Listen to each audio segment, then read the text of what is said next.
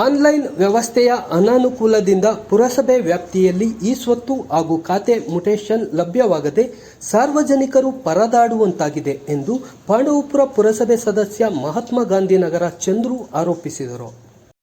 ಕಳೆದ ಜನವರಿ 31ರಿಂದ ಇಲ್ಲಿಯವರೆಗೆ ಪುರಸಭೆಯಲ್ಲಿ ಆನ್ಲೈನ್ ತೊಂದರೆಯಿಂದಾಗಿ ಸುಮಾರು ಒಟ್ಟು 25ರಿಂದ 30 ಇ-ಸ್ವತ್ತು ಹಾಗೂ 45ರಿಂದ 50 ಖಾತೆ ಮ್ಯೂಟೇಷನ್ ಲಭ್ಯವಾಗಿಲ್ಲ. ಈ ಬಗ್ಗೆ ಅಧಿಕಾರಿಗಳನ್ನು ಕೇಳಿದರೆ ವೆಬ್ಸೈಟ್ ಓಪನ್ ಆಗುತ್ತಿಲ್ಲ ಎಂದು ಹೇಳುತ್ತಾರೆ ಎಂದು ಸುದ್ದಿಗೋಷ್ಠಿಯಲ್ಲಿ ದೂರಿದರು. ಪುರಸಭೆ ವ್ಯಾಪ್ತಿಯಲ್ಲಿಯೇ ಈ ರೀತಿ ಸಾರ್ವಜನಿಕರಿಗೆ ಅನಾನುಕೂಲವಾದರೆ ಇನ್ನು ನಗರಸಭೆ, ನಗರ ಪಾಲಿಕೆ ಹಾಗೂ ಮಹಾನಗರ ಪಾಲಿಕೆಗಳಲ್ಲಿ ಎಷ್ಟು ಸಾರ್ವಜನಿಕರಿಗೆ ತೊಂದರೆಯಾಗಲಿದೆ? ವರ್ಷದಲ್ಲಿ 3-4 ಬಾರಿ ಈ ರೀತಿ ಸಮಸ್ಯೆಯಾದರೆ ಸಾರ್ವಜನಿಕರಿಗೆ ಬಹಳ ತೊಂದರೆಯಾಗಲಿದೆ ಎಂದರು.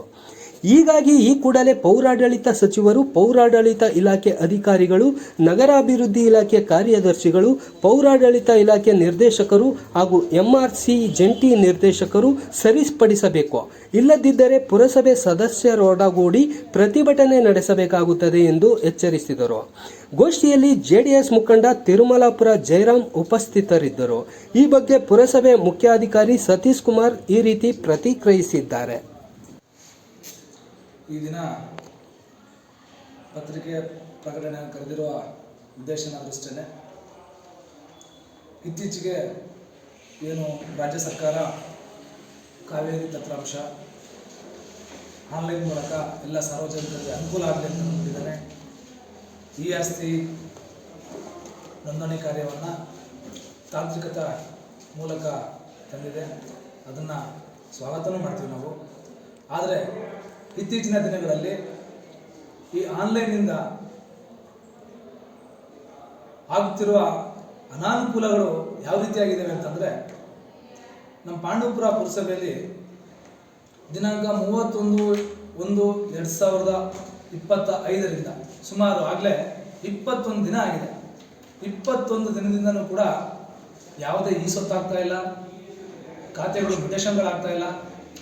ಸುಮಾರು 25ರಿಂದ 30 ಮ್ಯೂಟೇಷನ್ಗಳಾಗಿಲ್ಲ.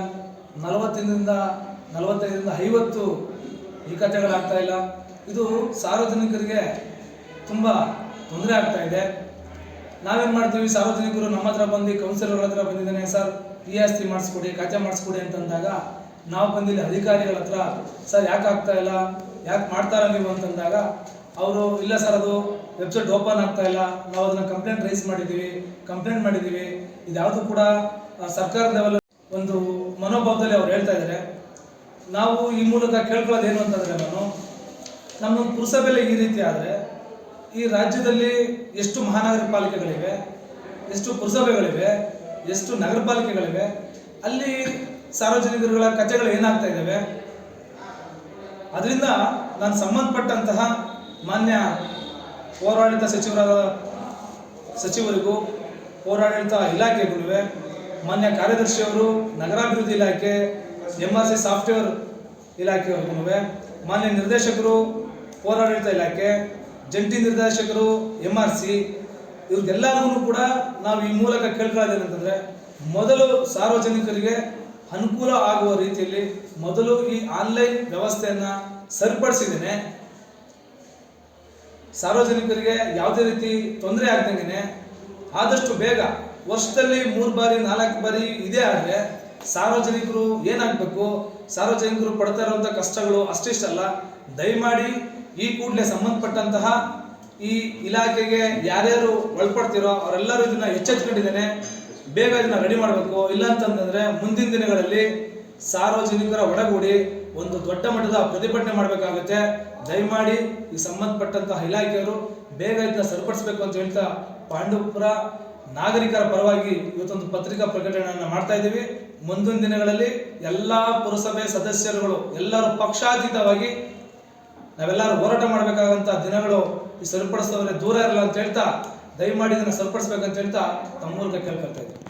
ಪಾಂಡವಪುರ ಪುರಸಭೆಯ ಮಾನ್ಯ ಸದಸ್ಯರು ಏನು ವೆಬ್ಸೈಟ್ ವರ್ಕಾಗ್ತಾ ಇಲ್ಲ ಅಂತ ಏನು ಪತ್ರಿಕಾ ಪ್ರಕಟಣೆಯಲ್ಲಿ ತಿಳಿಸಿದ್ದಾರೆ, ಅದರಂತೆ ಈಗಾಗಲೇ ಕೆಲವೊಂದು ಅಡಚಣೆಗಳು, ಟೆಕ್ನಿಕಲ್ ಇಶ್ಯೂಸು ಇದೆ.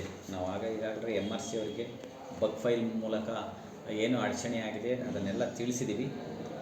ಆದರೂ ಕೂಡ ಮಧ್ಯದಲ್ಲಿ ನಾವು ಪ್ರತಿನಿತ್ಯ ಬರ್ತ್ ಆ್ಯಂಡ್ ಡೆತ್, ಹಾಗೆ ಈ ಸ್ವತ್ತು, ಕಟ್ಟಡ ಪರವಾನಗಿ, ಹೀಗೆ ಅನೇಕ ರೀತಿಯ ನಾವು ಸೇವೆಗಳನ್ನ ಸಾರ್ವಜನಿಕ ಒದಗಿಸುವ ನಿಟ್ಟಿನಲ್ಲಿ ಸಮರ್ಪಕವಾಗಿ ನೀಡಲಿಕ್ಕೆ ಆಗ್ತಾ ಇಲ್ಲ. MRC ಕಡೆಯಿಂದ ಏನು ಟೆಕ್ನಿಕಲ್ ಇಶ್ಯೂಸ್ ಇದೆ ಅದನ್ನೆಲ್ಲ ಸಾಧ್ಯವಾದಷ್ಟು ಮಟ್ಟಿಗೆ ಆದಷ್ಟು ಬೇಗ ಇತ್ಯರ್ಥಪಡಿಸಿದಲ್ಲಿ ಸಾರ್ವಜನಿಕರಿಗೆ ಈಗಾಗಲೇ ಈ ಸ್ವತ್ತಿನಲ್ಲಿ ಈ ಖಾತಾ ಮತ್ತು ಬಿ ಖಾತಾವನ್ನು ನೀಡಲಿಕ್ಕೆ ಸರ್ಕಾರ ಆದೇಶ ಮಾಡಿದೆ. ಇದನ್ನು ಕೂಡ ನಾವು ಸಕಾಲದಲ್ಲಿ ಅನುಷ್ಠಾನಗೊಳಿಸಲಿಕ್ಕೆ ಸಹಕಾರಿ ಆಗ್ತದೆ ಅಂತ ಹೇಳಿ ಈ ಮೂಲಕ ಕೋರ್ತಾ ಇದ್ದೀನಿ.